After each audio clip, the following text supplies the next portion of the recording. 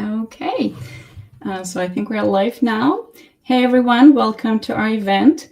I'm thrilled to be hosting this interview today, and I'm excited to have Ben Kazinik, SEO expert at Monday.com, and also former head of marketing at Mayple, where Ben had an incredible SEO journey. So from 2K to 230K monthly visitors in just 4 years with a very small marketing team. So I look And forward very to few finding. coffee breaks. Okay. I imagine that as well. I look forward to finding out, how you guys have pulled that off and, how did you achieve this massive growth? And Ben, thank you so much for joining us. Thanks for having me, Olga. Appreciate it. It's always fun to Super. do LinkedIn Okay. Lives. Absolutely. Guys, if you're watching this on YouTube, and I know there's LinkedIn Live and there's also YouTube link, so feel free to use the chat on the right. You can ask your questions, you can leave comments. We'll also have Q&A session at the end, so make sure to stick around. Ben, one of the And put first in your questions. URL. Sorry to interrupt you. Yeah, exactly. Put in your So URL so we can review it. We can audit it at the end. absolutely. So definitely one thing to mention is that we're going to have this live roasting kind of thing at the very end. So make sure to share your URL and also some of the SEO challenges that you're facing with your website, basically. And then we'll see what we can do. Right, Ben? Yeah. Okay. So one of Yeah. the first questions, I wanted to ask you is your background, right? So how did your SEO journey begin? I think I read on your LinkedIn that you started at Mayple as a freelance writer. Is that right? And then you kind of advanced to, wow, like to SEO at Monday.com. This is incredible. So tell us about your journey. Yeah. I started as a content guy just a while back. I think 8 years ago, I was doing content, writing blog posts, and then I went to e-commerce, wanted to write blog posts there, but ended up doing a bunch of different marketing channels, and then was able to get back to B2B content marketing with Mayple. They just needed an article, and I was like, yeah, I could write an article. And they said, we've never seen a marketer with such a long beard. I said, yeah, okay. We come with long beards sometimes. So I started writing, and they were like, yeah, we love it. All right. So write four for us. And in the beginning, we didn't have, they didn't have anything set up. Like there's no channels to promote the content. So we ended up looking at SEO as the main channel. And I took an existing article that already went viral and just optimized it, made it super comprehensive, and it quadrupled in traffic in the first few months, I think 6 months or so. And we saw the success, and we said, okay, let's just focus everything on SEO. So the first year or two, we hired some SEO experts and tried to learn from them, and I had no idea Mm-hmm. what I was doing. And slowly kind of you pick up things. You pick up how to do the research, how to do keyword research, how to create briefs, how to optimize the content. And yeah, over time Mm-hmm. we A/B tested some things worked out, and it just grew from there. That's amazing. So was it some kind of skyscraper technique that you used, by Brian Dean for optimization? I think we all read it like back in the days, how you can improve the content, based on your competition, kind of like make it better, higher, more comprehensive, more valuable. Yeah, I mean that's definitely true. It's a lot about the basics. Like Yeah, yeah, yeah. it's a lot. And how big was their team back in the days? Like at Maple, you mentioned that it was super small, right? Yeah, most of the time it was just me and my content writer, content marketer. Um, Shout So out full to time, both of you full time? yeah, both of us full time. But I did everything. I did the writing, the editing, the publishing. Like we would switch out, and some months Uh-huh. I would just edit and publish, and some months she would take on more of the. I would take a back seat and do the strategy, and so it was very Right. hands on deck. It was very like startup-y. Yeah, So that's true. That's how content goes. And one thing like many SaaS companies struggle these days is also content velocity. Like how many articles should you publish per month? Like, should it be, I don't know, only 4 articles or should it be 44 articles, right? Like how did you decide on that? How did you scale your content? Can you give us some tips here? Sure. Well, once you start ranking for things, then you can measure, okay, are we getting results? And we weren't just writing for fluff, right? We weren't just writing for clicks. We actually wanted to get signups. We wanted to get leads.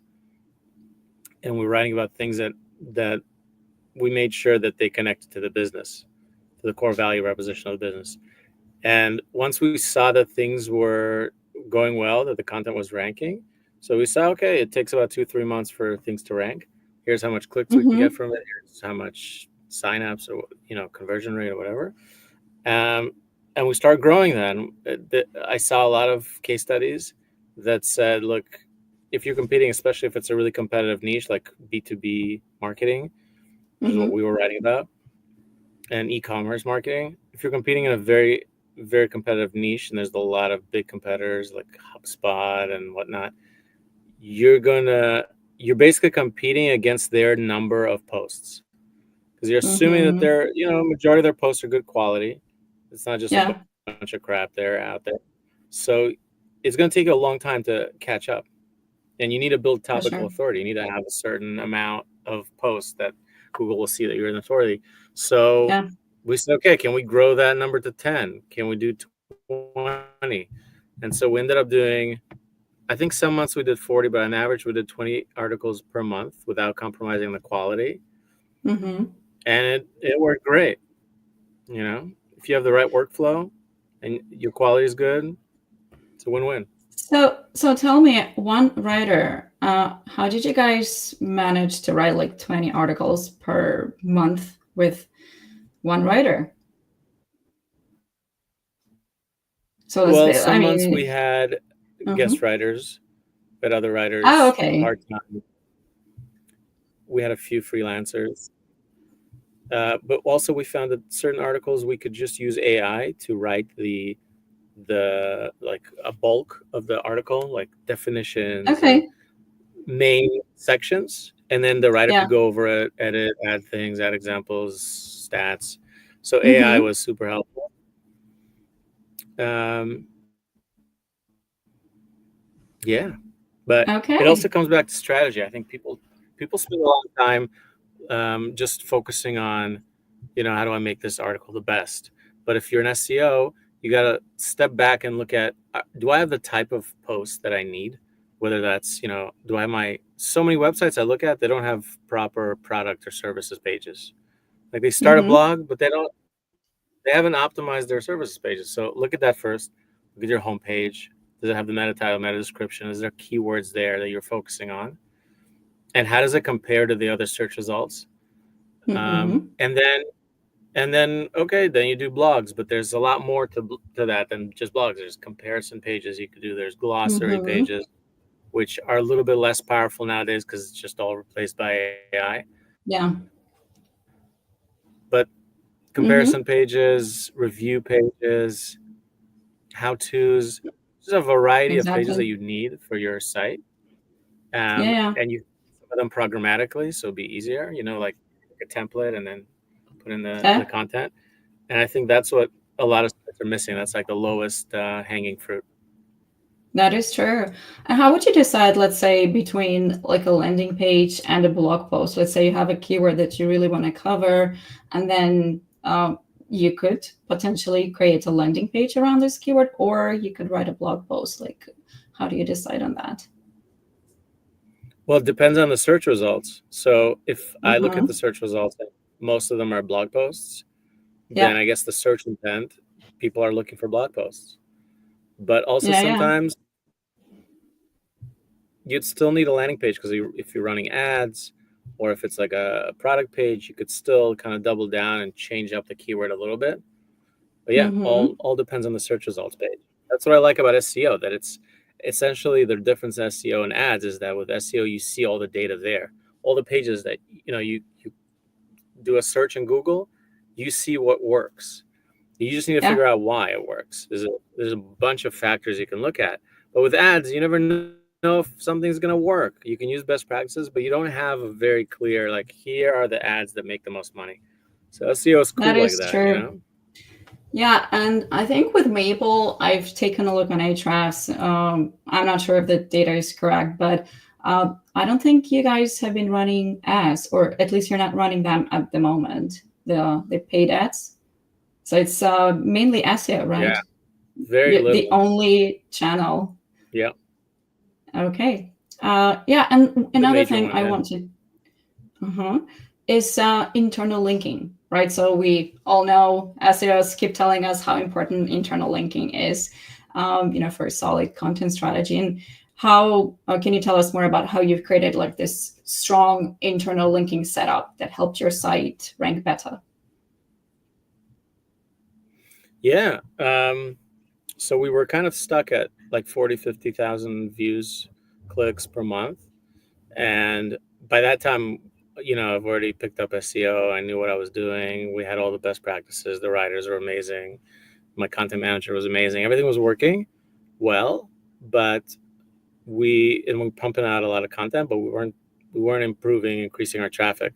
So I started looking on LinkedIn and found some experts and just asked them, for some feedback, Mm-hmm. and found out that we really been missing internal linking. Okay. We've had a bunch of pages that had 4 or 5 internal links, but nothing. It wasn't like a systematic way. We didn't go back and build Mm-hmm. these things. And I found out that an internal link is just as powerful as a backlink, because essentially you have Mm-hmm. page rank. So the Yeah. more powerful your page is, if it ranks for simple terms, it has this variable we call page rank. And so Right. if you link that strong page to another page on your site, then it transfers some of that rank, if you will. Yeah. And then it gives it a boost. And it's not like, oh, now Google can find my pages. No, it has a sitemap. Of course, it can find your pages, but you're Yeah. giving it a boost, and the user can go there as well, and it's more helpful for the user. So we went back and I put in a bunch of links. I don't remember how many our minimum was, but I think we're shooting for like 12, 15 internal links per page. But from the main Uh-huh. ones, we made a Google Sheet. This was before I was at Monday, Yeah. so we're using Google Sheets. And we made like, we put on the left column like the most powerful pages in the certain topic. And then like 10, 15 pages that are less powerful, and then we just link Mm-hmm. them all to each other, and that really exploded. We grew, I don't remember how much in the next few months, but we went past the 200K mark easily and that was just one change we did. So internal links are Yeah. huge. People underestimate how powerful they are. Absolutely. No, agreed here 100%. And I think it all connects to this, pillar cluster strategy or system. So one of your posts, I think you mentioned that you build topic clusters that work really well. Can you tell us more about, the system overall? Like, what is your approach? What is your strategy? I mean, as SEO people, we know about pillars and clusters, but maybe you have some kind of like unique approach to that. Would like to know. Yeah, I think more than ever, the top of the funnel is kind of being replaced by AI overviews. People aren't really going to click on, what is B2B marketing? Like, obviously, things that if you would talk to SEO agencies a few years back, they would say, oh, we got to go to the terms that bring the most traffic. So let's focus on those first. I think that's incorrect nowadays. What Mm-hmm. I do is we focused on the bottom of the funnel first. So let's look at the pages that brought the most leads, signups, sales, what have Mm-hmm. you, and then grow from there. So do the bottom of the funnel, all of those keywords, then do the middle of the funnel and like answer questions that the users would be asking. Um, and then link to all of it. And sometimes people publish one post about something and they don't realize that it's so generic, so top of the funnel. You're missing another Mm-hmm. 20, 40 pages that if you link to that one post, then it will all start ranking, because Google's not going to rank something that, are you an expert if you have one blog post on the topic? Not really. Absolutely. So, Yeah, yeah, that's you got to create exactly those.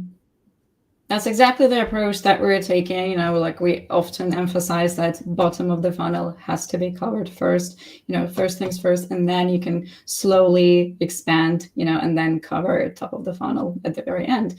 But a lot of people, they just want traffic. Like for some reason, it's still stuck in their heads. Like, okay, traffic means success. It's not, right? I mean, it doesn't directly correlate the number of traffic you're getting with the Yeah. signups that you'll be getting. Another thing that I wanted to discuss is external backlinks, right? So quality backlinks from third-party platforms, from other websites. And we hear so many different chats around that. Like some people say that they are absolutely necessary still. Some people are like, okay, they don't really matter anymore. Where are you in this debate? What do you think? I like to piss off the backlink people by saying the backlinks don't matter. And then everyone gets pissed off and I get more angry comments on LinkedIn, which is fun. But yeah, of course they matter. But we spent like a few years building backlinks at Mayple, Mm-hmm. and there's no way to measure their effectiveness. People Yeah. are going to link to us anyway. So it really depends on your experience. Everything about SEO is experience. If you've actually done something and can prove that this is what happened. I haven't Mm-hmm. personally built backlinks, so I can't speak to that. But I know the best way to start is organic backlinks. Like, do some guest posts, get mentioned, do some Mm-hmm. podcast episodes, look at, maybe business directories or like reputable companies that would link to you based on your location or whatever in an organic way don't buy links, and then see how that goes. But I think content is king. You can rank Yeah. really well with an amazing article that just gets natural backlinks from people that are linking to it without you having to ask them. Mm-hmm. That's just my So take on it. what if you have like super competing keywords these days, and you can see that there's HubSpot, there's like Salesforce, like all of these big companies, and they're ranking, and they have like hundreds of backlinks to those blog articles, and you need to compete with them. Like, would you be competing with content only, or will you still try and kind of like initiate that backlink building process for this post?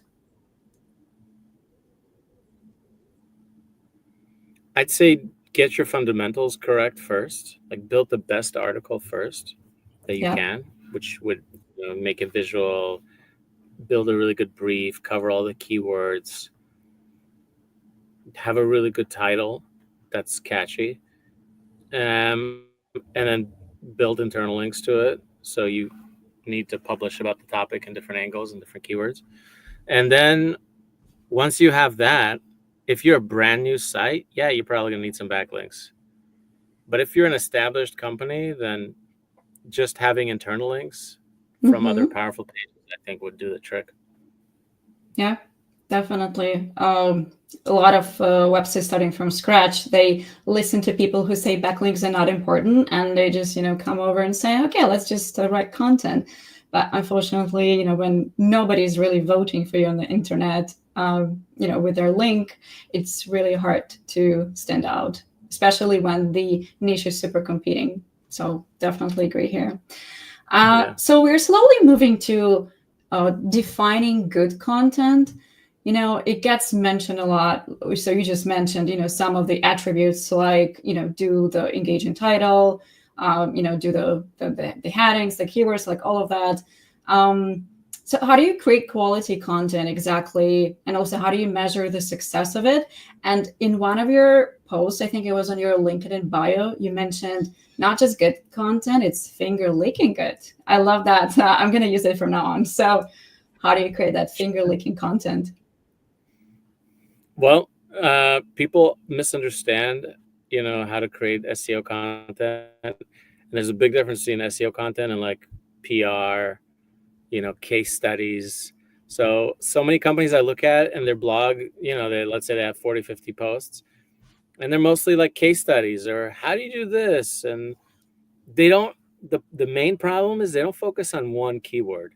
There should always be a main keyword to the page, one Yep. keyword. And then you do the manual research, you look at the search results and you see, okay, what's ranking for this? what do I need to do to make my post more comprehensive than all of them combined? Um, a few years ago, I was editing a template post that was offering a template. So I wanted to do an A/B test, and all the top search results were all templates. So I decided is to mention all the top search results in my post and link to all of their templates. And obviously, Okay. with the link and with their image and with everything, and we shot up to number one. And it was really funny, because we're just the most comprehensive. Look, I've included all of the other pages. But I don't know if that would work nowadays, but looking at the search results and making something that's more comprehensive, more user friendly, more valuable for the user, which means a lot of things. Your meta title needs to be good, up to 60 characters. Your meta description needs to be good. Google chooses sometimes different parts of your post to display as a meta description, so you have less control there, but still try Yeah. your best there. Have the headers. A lot of sites we look at, especially when we roast sites on my show, SEO Bros, because it's bros before SEOs. Um, we look at sites and they have so many headers, they just make a giant mess. Like their footer, Mm-hmm. every link in their footer is a header in the blog post, which is a big no-no because you're telling Google every one of my blog posts has to do with whatever random stuff I put in my footer, the CTAs and whatever. So people make such a big mistake there. The headers are a mess. What else? We love sticky table of contents. So just scroll down, you Mm-hmm. have that. You need to have author pages with the face of the person that wrote it, his title, how do I find him? Just his authority. You got to build Yep. your EEAT, whatever that stands for nowadays. They keep adding letters to it, but you I got to know. have authority. So you need author pages. What else? Proper breadcrumbs at the top, which is a weird name, but the category Mm-hmm. link to the category page. Um, Headers, visuals, a video. Sometimes you have a how-to post without a video. Just make a video about the topic. Show us how to do it. We play it. You'd get a much bigger, much better engagement. People will stay on the page longer. You'll get clicks on your YouTube, so you'll get some YouTube SEO benefits. Just a win-win. So a lot of people, I don't know if they ignore these factors, but they don't optimize Mm-hmm. at all. And if they would get more traffic. So it's not like a magical, you have to be an amazing writer. No, you have to be the most comprehensive. You have to really think of the user. Do you still have the like what is question at the very beginning of the post? Like, like whenever you're writing like top 10 CRMs, like what is a CRM, or like and why is it important? Do you do that? Yeah, I remember that was a big change when my SEO expert, that was probably 3 years ago, 4 years ago, he was like, yeah, you got to start with a question. I was like, man, that doesn't make any sense. I'm writing for a human. What do they care? But I think I grew to like it. Yeah. If you see the search results having it, then Mm-hmm. yeah, it's important. If it's in a featured snippet, Mm-hmm. if you're writing for a super advanced audience or the post is super advanced, then sometimes you don't need it. Mm-hmm. But if it's And like what a big about guide on, you know, yeah, yeah, go ahead. yeah. What about FAQ section, like at the very end of the post? The Yeah. frequently asked questions. You do that? Yeah, Google actually came out recently, one of the employees at Google, and they said that they don't want people to use FAQs anymore. Like that's it. Don't do it. But we're going to believe them when obviously, those don't have any effect, or they'll stop displaying. People also ask snippets. But so far, yeah, it's a great place to try to show up in those snippets, but also it's a great place to add keywords that you haven't mentioned. So I Mm-hmm. love it. These Yeah, are I mean, you great. never know, right? Like, no matter what Google says, we don't know for sure, like for 100%.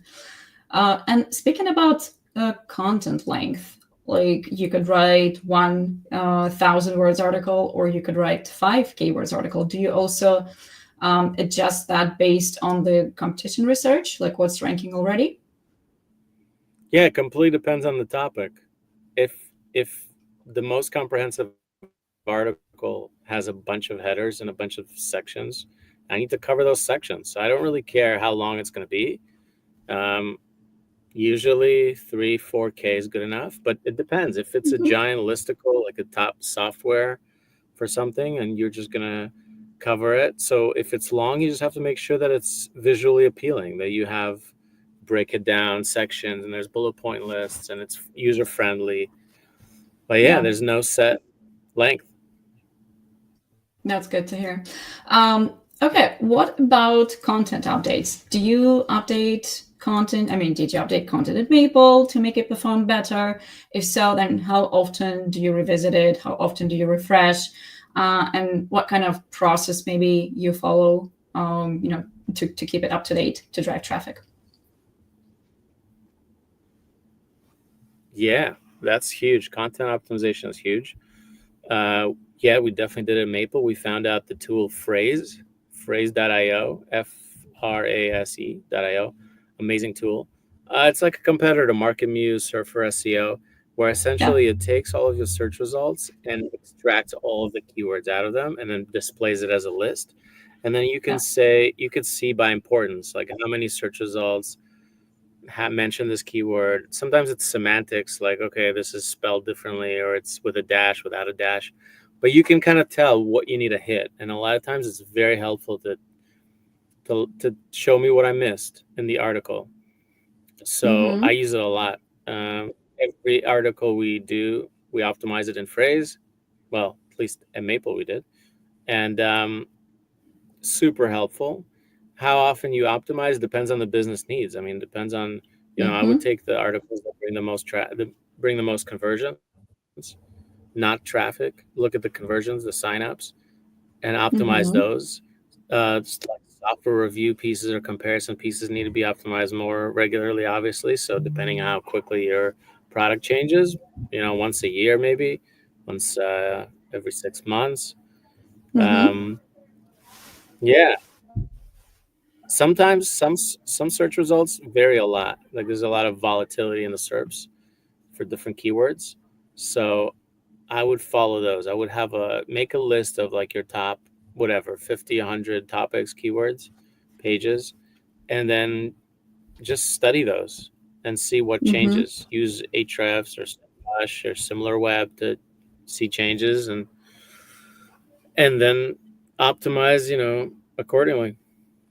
Yeah, absolutely. Yeah. So you've been growing better Mayple. instead of creating.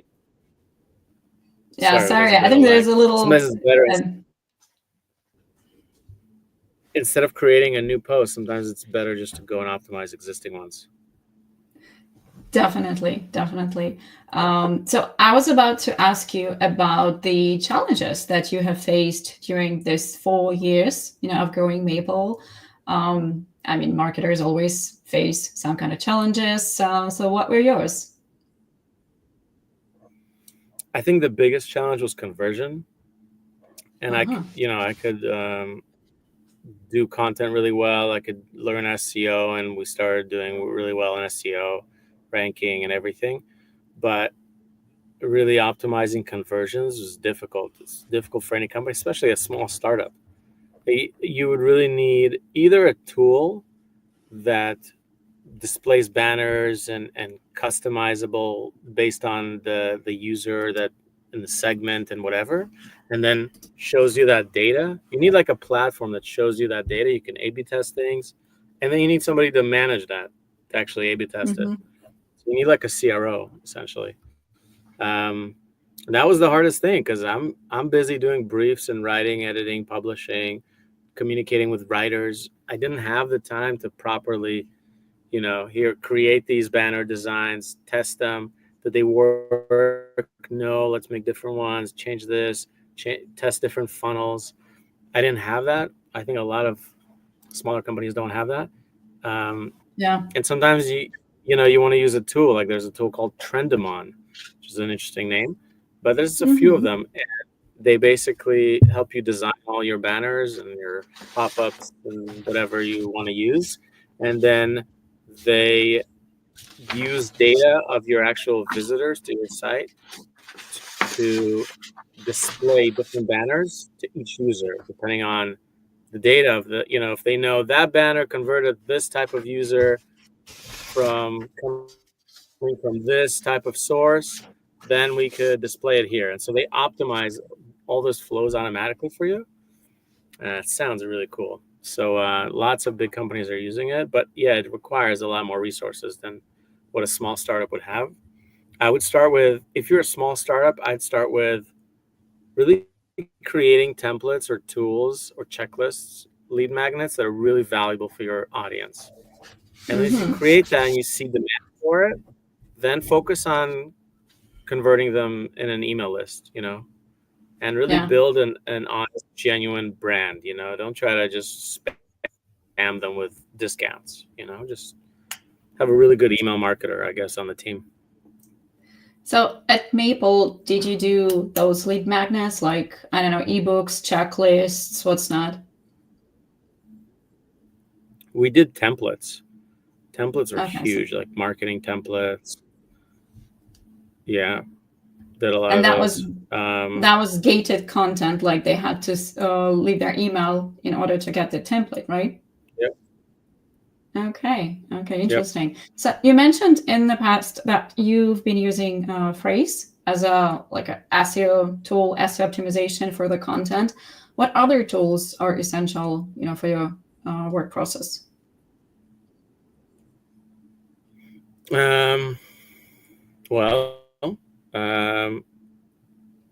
I really like StoryChief, which was an amazing platform we used for a while. It's really cool. It's basically, let's say you're using WordPress or Webflow or some other CMS, and it's just not user-friendly. So you connect it to StoryChief, and StoryChief becomes the place where you write your content and optimize it, write it, whatever, and you can give access to StoryChief to your writers, and then whatever you publish then goes on your website. It integrates with whatever CMS you're using. But it was super great because it's so easy to use. It's so much easier than everything else, and I think they've developed a lot of SEO features since I've used them last. But yeah, make sure your CMS is friendly. I'd also say Ahrefs keyword research tools are super important. Because you want to see what's the search volume of it. Sometimes we look at a site and they have very little search volume on the keywords they want to rank on. So right off the bat, the SEO is not a channel they should go after. Also, Ahrefs is great for competitor research. Put in a competitor, see what they're ranking for, see what you're missing. For a big site like Monday, they have 1,000 blog posts. And with Ahrefs, it's so easy. Just put in a competitor and say, oh, look, I'm missing these 20 topics I've never written about. So it's simplified. What else? Phrase. And then ChatGPT, AI. AI is great for analyzing your data. I download my list of posts or whatever data set, and then it analyzes it for me, like which posts were high converting, which ones, decreased in traffic but still convert at the same rate, and then okay, these are valuable, these aren't. So it's great for analyzing data. I would also recommend PenFriend. PenFriend, one word. AI, one of those. It's a very interesting tool because with the problem with ChatGPT, first of all, you have to make your own brief. You can't just say, write to me on this topic. It's gonna come out with gibberish. Yeah. So you have to make your own brief, meaning you have to go do your own research and put in all the H2s, the headers, FAQs, decide on all that, then give it to ChatGPT. Then you have to pray, and then it comes out with gibberish still. So what PenFriend did, a bunch of SEOs and content marketers got together, and they created this tool that creates the brief for you, which is pretty good. It's 80-90% there last time I used it.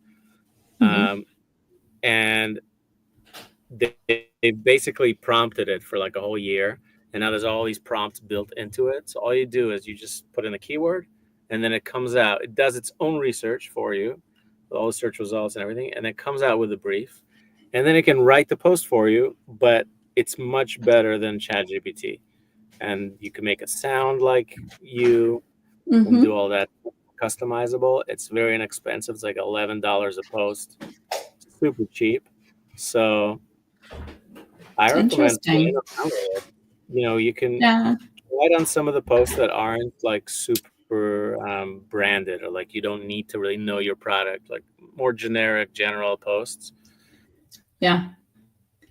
and see how that goes.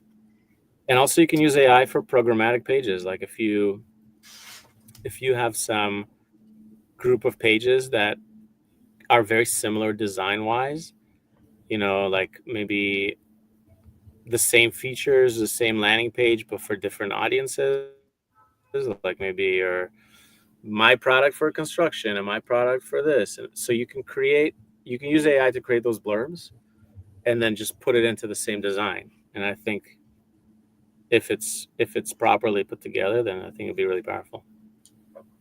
That's nice. I mean, thank you for sharing some of the new tools for us.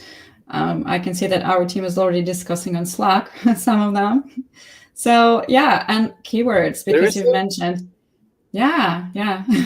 Our team is listening to us right now. So Oh no, you're I didn't put on popular, my makeup. basically. Oh, yeah, you should have. No, you're fine.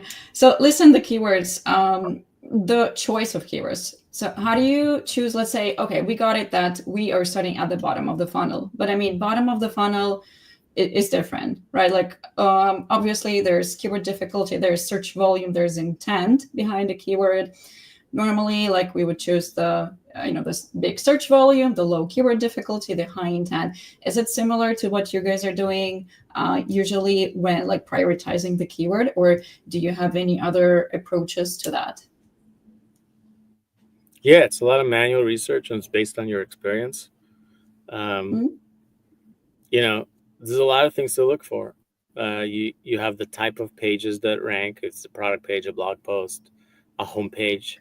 Sometimes yep. a keyword you don't realize, but it's somebody else's name. So they could have the keyword in their URL, in their domain name, and then you're like, "Well, What do you I'm probably not going to do? rank for this without a lot of effort." So you have to hire a really good SEO that has experience doing this, that can quantify the effort involved and rank it based on how important things are, and look at a bunch of variables. Yeah, the For content sure. page, the keyword difficulty is very like generic. It's not really a good metric to use, but looking at the types of sites that are showing up on the search results page. Some search results are totally taken over by YouTube videos, so then you have to make a video. And Yep. some sites, some search results are taken over by like support pages of a big brand. So that's difficult, and you have to really maneuver that. We were writing at Mayple about email marketing for a few months, and we had an idea. Somebody had this idea. What if we would jump? Well, like we created a post called on Klaviyo email marketing, right? One of the main email marketing tools. So it started ranking really well. And this is our blog post on Klaviyo email marketing, ranking on this branded term. So we had, I don't know, like 700, 1,000 clicks a month on Klaviyo related terms. And Oh, we thought to ourselves, what if we would create posts on like how to things on Klaviyo or Mailchimp, and just jump over all of their support pages. And I thought that was an interesting strategy, but obviously we weren't an email tool, so yeah. I don't know how relevant it would be, but that's a challenge. If you're seeing a lot of support pages, you got to really think about if you're looking at the right keywords. Yeah, Yeah. absolutely. So I guess one of the main takeaways here is that, take a look at the search results page, what's already ranking, right? And make decisions accordingly. So Yeah. another question that I have is regarding your current position, right? So you've joined Monday like 3 months ago, I think, so far. 6 months. Yeah. 6 months ago. Okay. And I mean, it's a well-known platform. It's not like you're starting from scratch. How do you think you're gonna be able to kind of like continue the growth, ensure that there's the same great results that you've achieved before at Mayple? Yeah, I think it's a much bigger challenge because there's a lot more content. So sometimes if you're seeing, traffic dropping for certain keywords, there's just a lot more to look at. And when I started, I asked one of my SEO friends, and they said, "Yeah, you just have to look at every single blog post and analyze it." I was like, "Man, I don't have time to look at 700 blog posts. It'll take me a year just to look at them all." So it's all about business priorities. And Yeah. sometimes it's harder with bigger companies because sometimes they may focus on something else, like the product shifts, or they want to go up market and they want to focus on a completely different segment of Yeah. customers, a completely different list of topics. And the challenge there is, instead of comparing yourself to what was written before, whether it was good or not, and Monday was great so far, but instead of comparing yourself to the past, just create, kind of pick a cluster that you want to focus on and then measure your results that way. What I did is I created a separate dashboard for all of the blogs that we were able to get to, because the challenge is I'm not going to get to everything. We have limited resources, and I can't go back and fix every single blog post. Not fix it, but the search results have changed. So new sections, some sections are irrelevant, outdated images. No way I'm going to get to all of it. So I created a separate dashboard where I just look at the pages that we either created since I joined or refreshed, and looking at those metrics, I think, makes it way less Mm-hmm. stressful because you could say the things that I have to go over improved.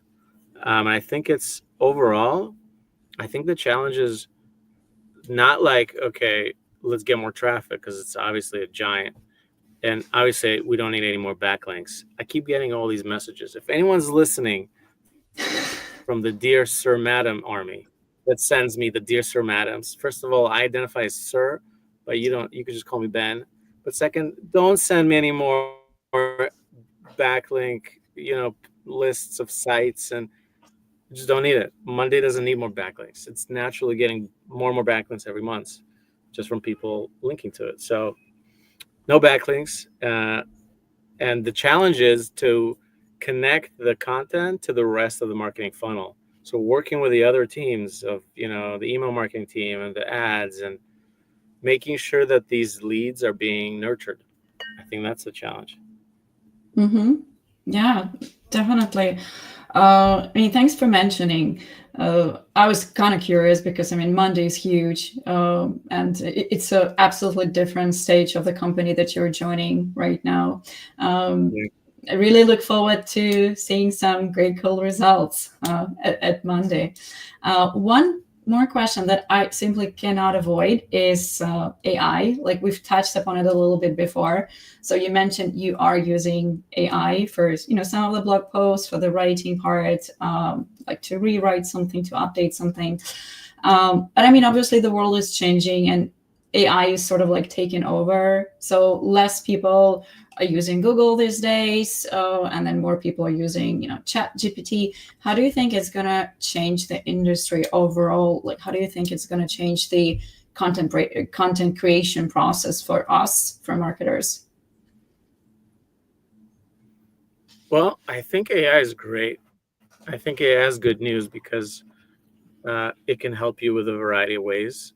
And like, people are complaining, like, I want AI to help me do my dishes, not do my job. But at the same time, hopefully we'll have some robots doing our dishes soon. But definitely AI is better for smaller teams that don't have resources. It can write content, you still need to edit it, and it writes it Yep. better if you have a good brief. Um, so I use AI more for analysis of my data, more for adding small sections to a post, like if I'm optimizing and I want to add a few keywords. So I use AI for that. PenFriend, not something I've experienced with recently, but definitely recommend it for smaller teams that want to create more pages. I think AI is opening the doors to creating the pages, and people are stressing out about, oh, I create something with AI and then I'm going to be taken off the internet. And I think Google isn't against AI. I think Google cares about content quality. So if you're creating garbage with AI, you're out. But if you create good things with AI and you edit it and you add your perspective and you make it a real article, Yeah. then nothing wrong with that. It's all about Yeah. the quality of the content. And sometimes AI You writes better content than me. absolutely. I mean, you can create garbage without AI very easily. Yeah. So, okay. So I think it's time for us to get to our live website roast. And just a short introduction to that. So, Ben, I believe that you are running like what is it, like a standalone project that is called SEO Bros, right? Where you Yeah. and your friend are roasting different domains, different websites, and basically telling people, what's wrong with their website, what could be improved, and things like that. So yeah, I look forward to doing that right now, and I haven't really looked Let's at do it. the yeah. So guys, if you have the website that you want Ben to roast right now, and also please mention the challenge that you're facing with your SEO, like your biggest challenge. What's wrong? Like, do you not have traffic? You don't have conversions, or like what are you struggling with, basically? Look forward to hearing from you. So use the comment section. So let's just wait. Anyone? Okay. Just a moment. Yeah, feel free to write it. Feel free to put down the website name and the challenge. I think we're just going to have to wait for a minute because there's some people interested, but we're not seeing the domain yet. Otherwise, we're going to have to roast your site, Olga. Oh, no, we're not doing that. It's not SEO ready, okay? I mean, it's like what is it, shoemaker without shoes for now. It's just too many clients' work, never enough time for our own website. Okay. Looks nice. I think we're going to roast it.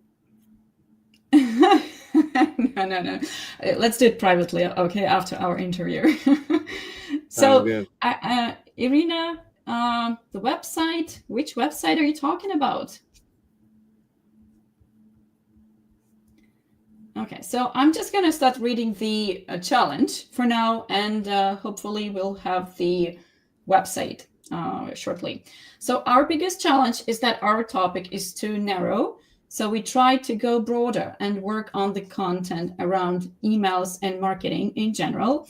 That's when we created articles like meeting cancellation, emails, and others.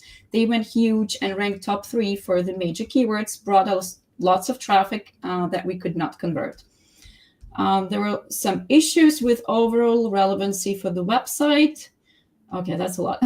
SEMrush showed these keywords as top related to us, consider our competitors irrelevant websites. So this caused us a drop in all relevant positions that brought us clients from top 5, 7. We dropped to below 20. So the website dropped from position number 5 to positions 20 and below after they have covered irrelevant content, right? So not really related to their niche, right? So they went broad. So that is the one of the biggest challenge that I see. Okay, new old stamp. .com. Can you wow. do you yeah, can you find that? Can you share maybe your screen? Sure. Or I mean, you can just take a look at the website and share your thoughts like this, but I think you can present your screen too. Yeah, thank you for the mention. You see it? Yeah. Can you go to newoldstamp.com? Yeah, Okay. You got it. Yeah, you're there. So yeah, okay. we're here. So the fun part. Well, the first thing I would go through the site and understand, okay, can the user understand what you do? And obviously you're an email signature management tool. That's great. Then I would look at the header. I have this Chrome extension called SEO Meta in one click. Hope you can see that. And it shows me the headers. So like, okay, the H1 you could probably improve that based on your keywords. Add some keywords in there. What else? The latest posts should not be in headers at all.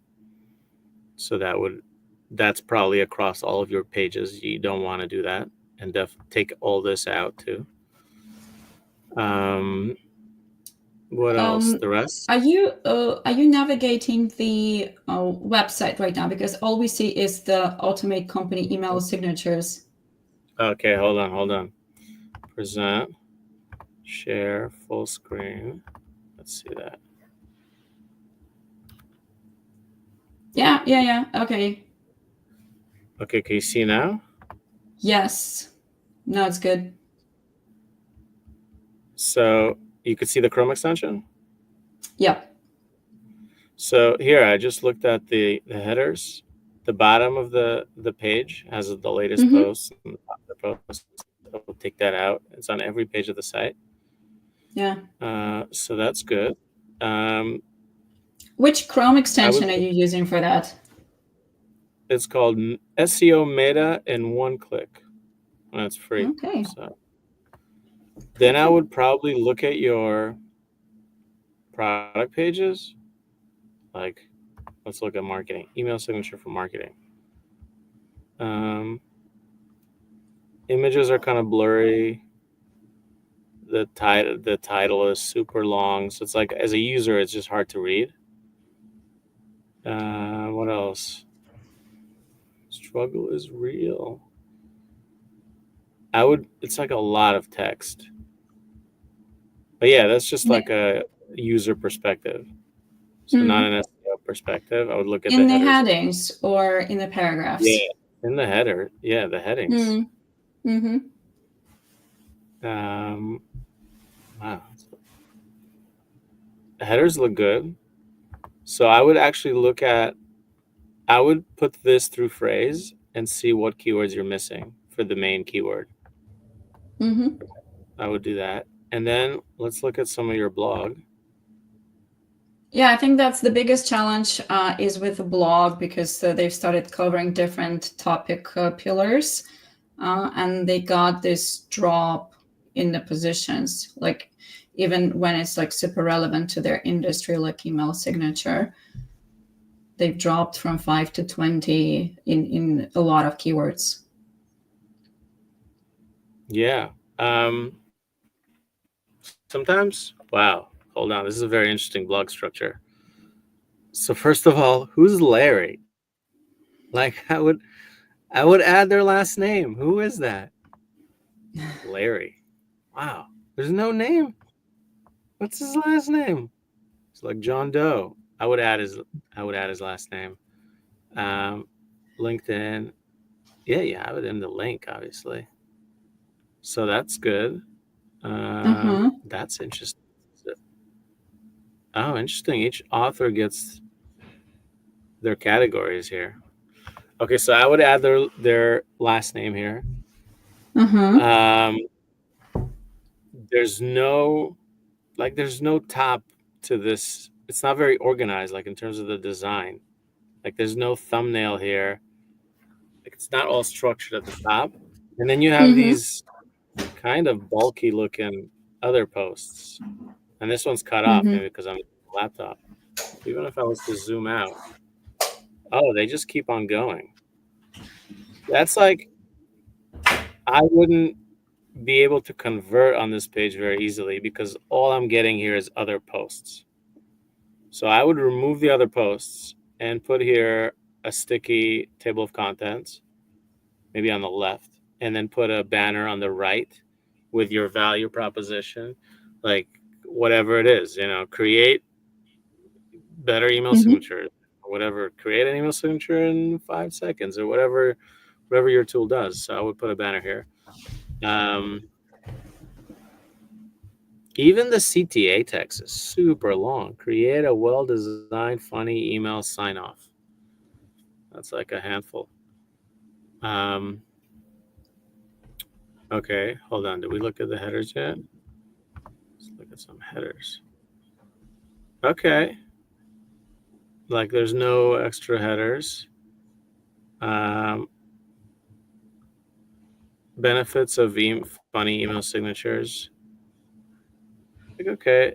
It's like a lot of grays. That's just personal opinion again. It's like a lot of gray. Everything is kind of gray. Text is kind of hard to read. I wish you would make it black. Like it's like the shade of it, Anyway. Yeah.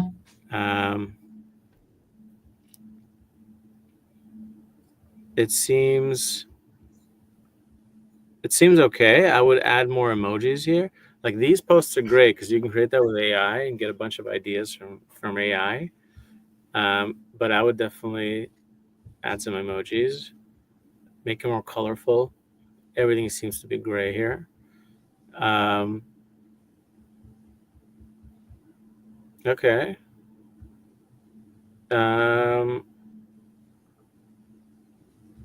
Like looks pretty comprehensive, but of course you're not converting much because of these bulky things here on the right. And then I would look at, honestly, the types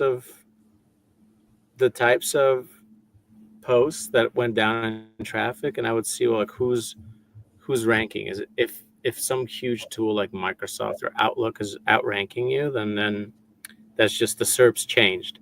It's not like your content is doing worse now. You know what I mean? What do you think, like, what is your take on covering, let's say, irrelevant, or, well, not really irrelevant, but like broader topics? So these guys are in this email signature niche, right? Which is quite narrow. Yeah. It's not even emails, it's email signature, right? Yeah. So from what I got, the team started writing around emails and email marketing and newsletters and all of that. And that, like, after that, I'm not sure whether it was coincidence or not, the positions dropped, like for the main keywords for the signature. So somehow Google started considering them as a less authority on email signature. Do you think that is possible? Yeah, I think it could be.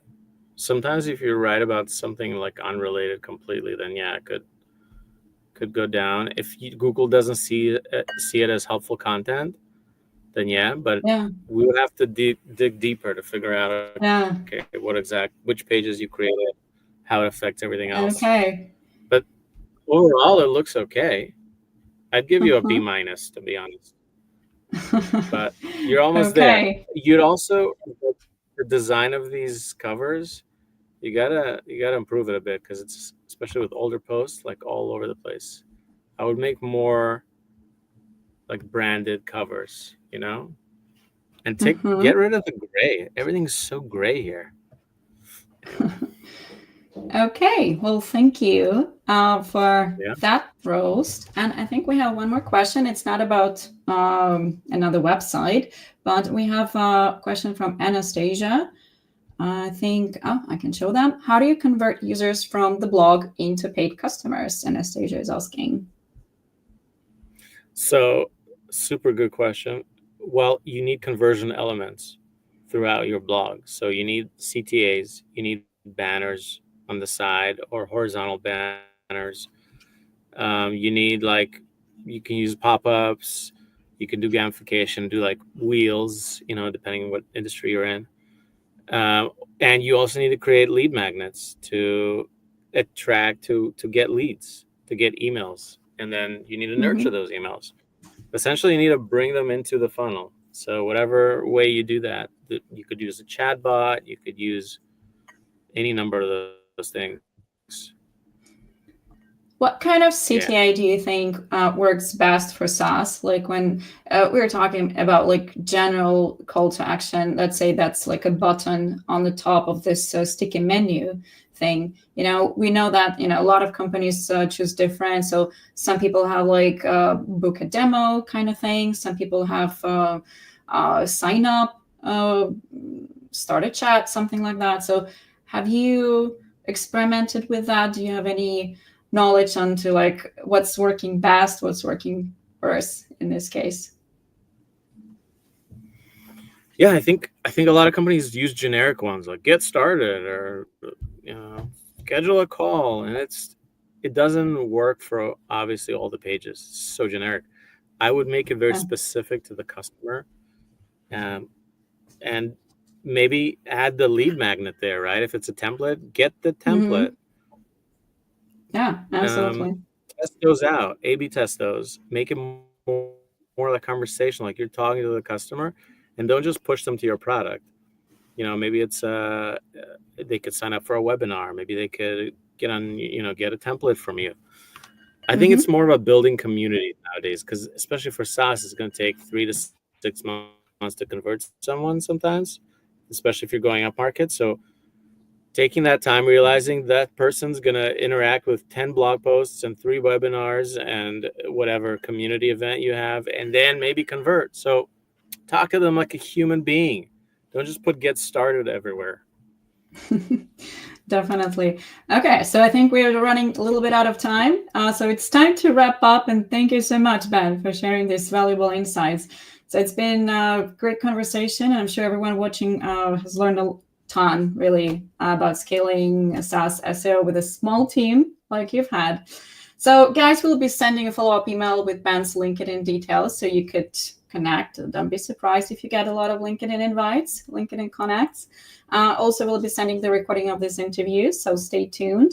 If you like help scaling your SaaS business through content-driven SEO, feel free to reach out to me on LinkedIn or book a free strategy call on our website. And also, if you'd like this time a paid roast from Ben, Ben Bros is also the project that Ben's running. If you'd like your website to be roasted. Yeah, absolutely. So thanks again, everyone, and keep growing. See you at our next event already in January 2025. Happy upcoming festive season. Yeah, thank you so much for having me. I appreciate it. Thank you, Ben. Thank you so much. Have a nice day. Bye, guys. Bye.